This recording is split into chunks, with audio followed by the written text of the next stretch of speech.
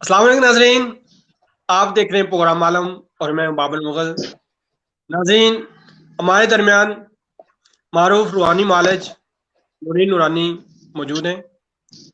ان سے بات کرنے سے پہلے میں آپ کو ایک واقعہ سناتا چلوں اور اس کے بعد ان سے اسی تناظر میں بات کریں گے۔ وہ واقعہ یہ ہے کہ حضرت معین الدین اجمیری رحمت اللہ علیہ کی عادت مبارکہ تھی کہ امسائے کے ہر جنازے پر پہنچتے تھے۔ اکثر اوقات میت کے ساتھ قبر پر بھی تشریف لے جاتے اور تدفین کے بعد جب لوگ چلے جاتے تو پھر کچھ کے لیے آپ علیہ السلام قبر پر بیٹھے رہتے۔ ایک دن حضرت خواجہ عثمان ہارونی رحمۃ اللہ علیہ کا ایک مرید فوت ہو گیا۔ خواجہ معین الدین رحمۃ اللہ نماز جنازہ پڑھنے کے بعد حسب عادت اس قبر پر بیٹھے رہے اور مراقبہ فرمایا۔ حضرت قطب الدین بختیار کاکی رحمۃ اللہ علیہ بھی ان کے ہمراہ تھے۔ اس وقت اچانک حضرت معین الدین رحمۃ اللہ علیہ دشت کے عالم میں اپنی جگہ سے گھبرا کر اٹھے اور آپ رحمۃ اللہ علیہ کے چہرے مبارک کا رنگ متغیر تھا۔ اس وقت کچھ وقت کے بعد آپ رحمۃ اللہ علیہ کی طبیعت جب بحال ہوئی تو آپ رحمۃ اللہ علیہ نے فرمایا، یعنی قطب الدین بختیار کاکی علیہ السلام نے فرمایا کہ بیعت بھی عجیب ہے۔ حضرت خواجہ قطب الدین بختیار کاکی نے عرض کیا کہ میں نے عجیب کیفیت دیکھی آپ کی، پہلے آپ کا رنگ متغیر ہوا، پھر کچھ وقت کے بعد بحال ہو گیا، اس کی کیا وجہ تھی؟ فرمایا جب لوگ اس میت کو دفن کر کے چلے گئے تو اسے عذاب دینے کے لیے دو فرشتے آئے۔ وہ اسے عذاب دینا چاہتے تھے کہ حضرت عثمان ہارونی رحمت اللہ علیہ کی صورت سامنے آ گئی۔ آپ ہاتھ میں عصا لیے، یعنی کہ وہ عصا ایک سٹک ہوتی تھی، عصا لیے کھڑے تھے۔ آپ نے فرمایا اے فرشتو، یہ ہمارے مریدوں میں سے ہے، اسے عذاب نہ دو۔ فرشتوں نے کہا آپ کا یہ مرید آپ کے طریقے پر نہ چلتا تھا۔ آپ نے فرمایا اگرچہ یہ میرے طریقے کے خلاف چلتا تھا لیکن اس نے اپنا ہاتھ فقیر کے دامن میں ڈالا ہوا تھا۔ تو اسی دوران اسی لمحے غیب سے حکم ہوا کہ اے فرشتو اسے چھوڑ دو، ہم نے اس کے پیر کے فعل اس کے گناہ بخش دیے۔ تو کہنے کا مقصد یہ ہے کہ اس وقت کے جو پیر یا فقیر تھے، ہم باجی نورانی سے بھی یہ کلیریفائی کرنا چاہیں گے کہ اس وقت کے پیر یا فقیر اور آج کے پیر یا فقیر ان کو کیسے ڈیفائن کریں گی۔ اور میں سمجھتا ہوں کہ آج پیر تو ہیں لیکن فقیر نہیں ہے۔ تو جی باجی، آج پیر ہیں فقیر نہیں ہے، تو آج کل کا جس طرح معاشرہ ہمارا ڈیولپ ہو رہا ہے یا جس طرح کے پیر کے جو معاملات آپ دیکھتی ہیں روزمرہ اوقات میں، تو آپ کیا سمجھتی ہیں کہ ہمارا جو معاشرہ ہے وہ پیری مریدی کے ترازن میں کہاں جا رہا ہے؟ جی اپنا باجی نورانی۔ بسم اللہ الرحمن الرحیم، السلام علیکم۔ تمام تعریفیں اللہ تعالیٰ کے لیے ہیں اور نبی کریم صلی اللہ علیہ وسلم پر لاکھوں کروڑوں بار درود پاک۔ بات یہ ہے کہ جس طرح آج کا معاشرہ ہمارا ڈیولپ ہو رہا ہے اور اس میں ایک یوں مثال دوں گی کہ ایک ہاسپٹل ہے، اس میں اب ہاسپٹل کا ایک وہ بند تو گیا سٹرکچر، اس میں بیڈ بھی پڑے ہوئے ہیں، اس میں دوائیاں بھی ہیں، سٹاف بھی ہے، عملہ بھی ہے، لیکن ڈاکٹر کی نیت مریضوں کو لوٹنے کی ہے یا ان کے لیے مسیحا بن کے بیٹھنے کی ہے؟ اسی طرح ہمارے معاشرے میں تمام کو نہیں کہوں گی لیکن بات ہو رہی ہے کہ میں تو اصل نقل کی بات کرتی رہتی ہوں، کیونکہ سچا جو ہے نیت سے سچا ہوتا ہے اور کچا کہتے ہیں، یعنی کہ نقلی نیت سے نقلی ہوتا ہے۔ تو اگر ایک ڈاکٹر کی شروع سے نیت یہ ڈیولپ ہوئی ہے کہ میں نے انسانیت کی خدمت کرنی ہے. پیسے بے شک اس نے کمانے ہیں کیونکہ جو اس کے رب نے اس کے نصیب میں لکھا وہ اسے مل کے رہے گا. اس نے سسٹم ڈیولپ کرنا ہے, اس نے فیس چارج کرنی ہے. لیکن اب آپ دیکھیں ایسے بھی ڈاکٹر ہیں جو گردے نکال رہے ہیں, جو آرگنز نکال کے بیچ رہے ہیں. اسی طرح اب ہمارے معاشرے میں جو دربار سسٹم ہے اس میں جو بیٹھا ہوا اندر, میں نے مثال دی ہے ڈاکٹر اور ہسپتال کی, اسی طرح دربار کے اندر پیر بیٹھا ہوا ہوتا ہے. اب یہ پیر کی نیت ہے کہ وہ مریدوں کو سیدھی طرف لے کے جا رہا ہے یا محض پیسے کے لیے, کیونکہ لا محالہ جو وقت کا, ڈیجیٹل وقت کا اثر ہے, یہ فالتو کاغذ کی دوڑ نے ان کو بھی اپنی لپیٹ میں لے لیا ہے. سب کو نہیں, جن کو نہیں لیا آج بھی نہیں ہے, وہ آج بھی اپنی حق حلال کما رہے ہیں. میرے پاس, میں وہ عورتوں کو چونکہ ووکیشنل ٹریننگ سینٹر کھول کے دیتی ہوں, تو میرے پاس ایک واقعہ آیا. ایک خاتون ہے, ٹھیک ہے, وہ بہت روئی. انہوں نے کہا کہ میں نے اس طرح کمیٹی ڈالی تھی جو آپ نے مشین لے کے دی. میں نے کہا کتنی اچھی نیت اس خاتون کی. اس نے کہا کہ میں نے کہا میں باجی کو پیسے دوں گی کہ وہ میری طرف سے بھی, جیسے مجھے انہوں نے لے کے دیا, بورڈ لگایا, میں کمائی کر رہی ہوں, اپنے بچے پال رہی ہوں, ہیرونی میاں کو بھی پال رہی تھی وہ, ٹھیک ہے. تو میں اس طرح کسی اور کو میں بھی کہوں گی کہ باجی کسی اور کو میری طرف سے بھی مشین لے کر دیں. اس نے کمیٹی ڈالی ہوئی تھی, اس کی کمیٹی نکلی, اس کا میاں وہ لے کر چلا گیا, وہ اپنے پیر کو جمع کروایا. اب وہ ان چھوٹے چھوٹے 4 معصوم بچوں کا حق تھا.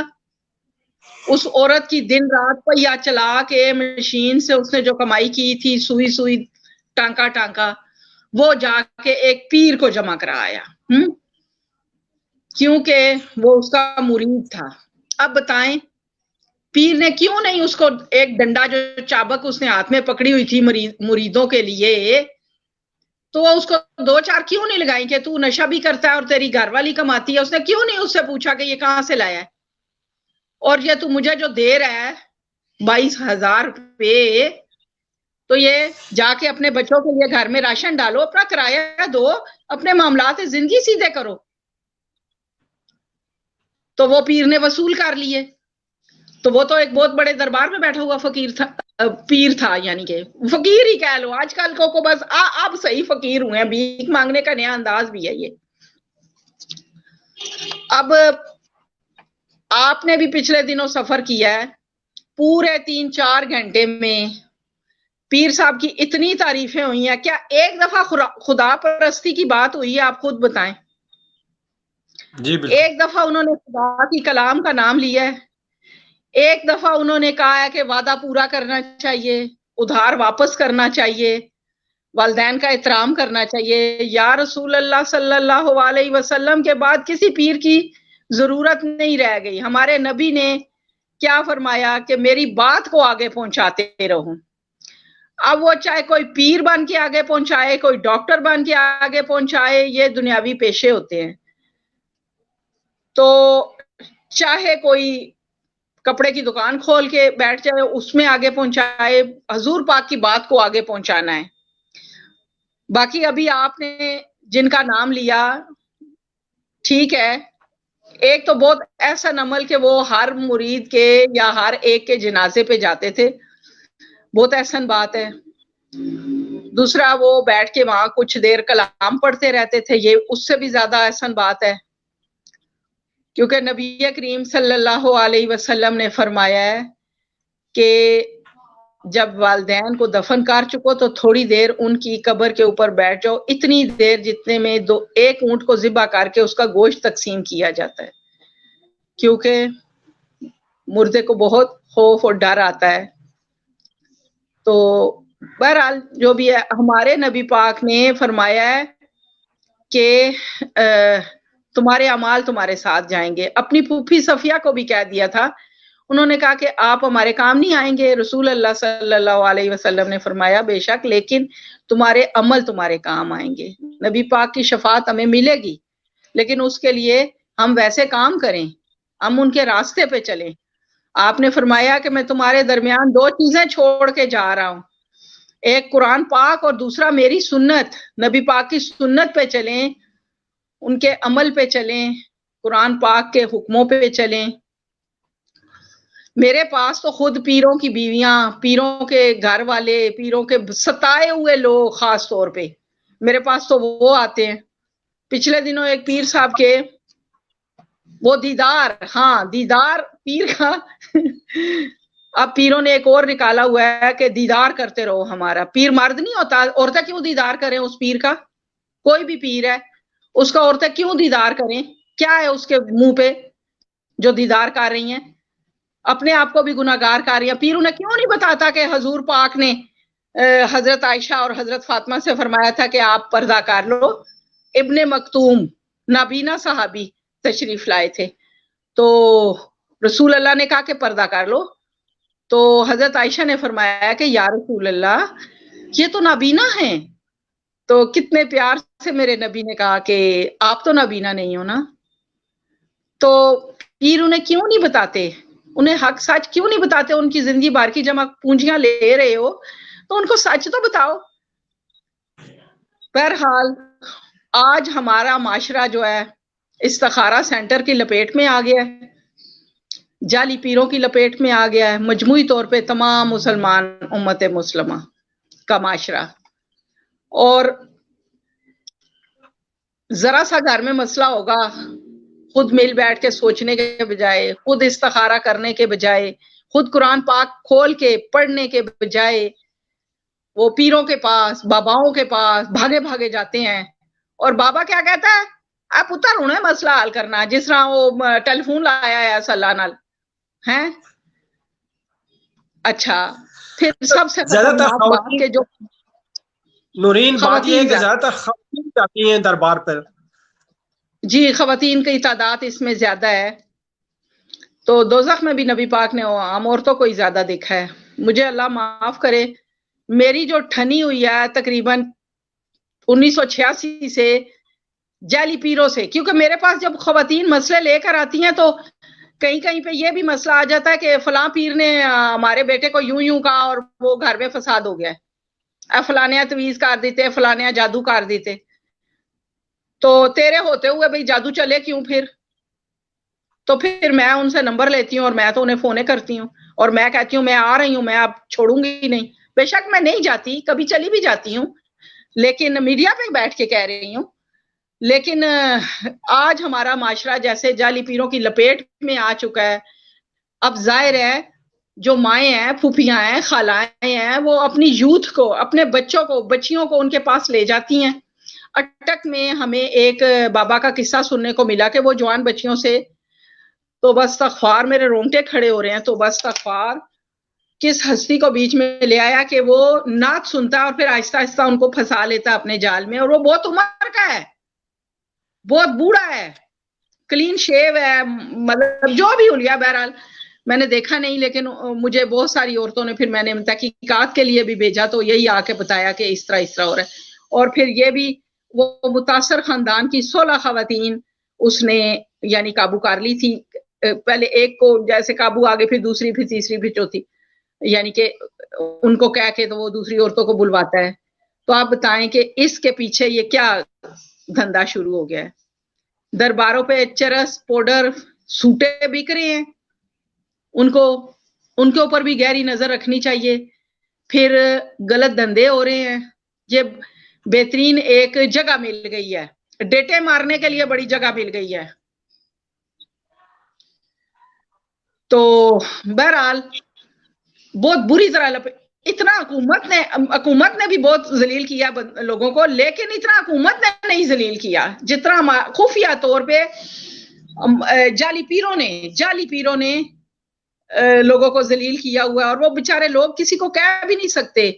تو لوگوں کو خود اپنے عقیدے کو درست کرنا چاہیے, اللہ پہ توکل کرنا چاہیے, اللہ کی کلام کو جو دھول مٹی پڑی ہوئی ہے قرآن پاک پہ اس کو جھاڑیں, اپنی روح سے مٹی جھاڑیں اور وہ اس کو وضو کریں اور کھول کے پڑھیں. اللہ کیا کہہ رہا ہے کہ ڈر رکھنے والوں کو ڈرو اللہ سے, صرف اللہ سے ڈرنے کا حکم ہے.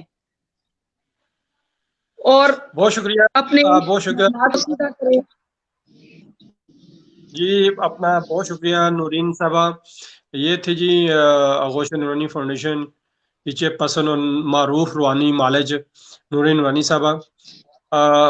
بہت ہی خوبصورت باتیں کر رہی تھیں، اور اس میں بڑی بات ہے چونکہ آج کل جو معاشرہ ہمارا ڈیولپ ہو رہا ہے اور جس طرح کے معاملات ہمارے چل رہے ہیں اور پیر و فقیر کے حوالے سے، آج کل تو لامحالہ اس میں نو ڈاؤٹ ناظرین کہ پیر تو ہیں ہمارے پاس ہمارے معاشرے میں، لیکن فقیر نہیں ہے. فقیر کی تو اگر وہ دیکھا جائے تو اولیاء کرام تابعین وہ جو اللہ والے تھے لوگ، ٹھیک ہے، وہ تو چلے گئے، ٹھیک ہے. لیکن آج جو ان کے جانشین بنے ہوئے ہیں سب تو نہیں ہیں، اس میں بہت سے اچھے لوگ بھی ہیں جن کے پاس جانا بھی خدا یاد آ جاتا ہے. لیکن ان میں زیادہ جو اکثریت یا تعداد ان لوگوں کی ہے، ان جعلی پیروں کی ہے جو لوگوں کو بجائے سیدھے راستے پہ لگانے کے وہ ان کو برلا رہے ہیں اور پیسہ کمانے کا ایک ذریعہ بنے ہوئے. تو نورین نورانی صاحب ابھی وہ اسی والے سے اس بات کو دروا رہی تھیں کہ وہ اس طرف اللہ کی طرف لو لگائیں، اللہ توکل کریں، تو تب آپ اس طرف جا سکتے ہیں، اللہ کی طرف جا سکتے ہیں، اپنی آخرت سنوار سکتے ہیں.